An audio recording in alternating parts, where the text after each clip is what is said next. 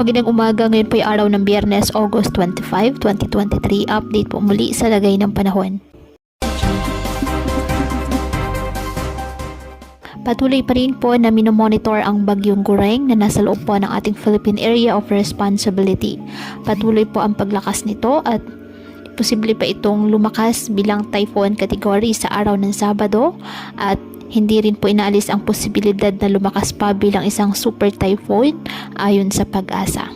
Sa ngayon, mababa po ang tsansa na magdala ito ng heavy rainfall sa ating bansa.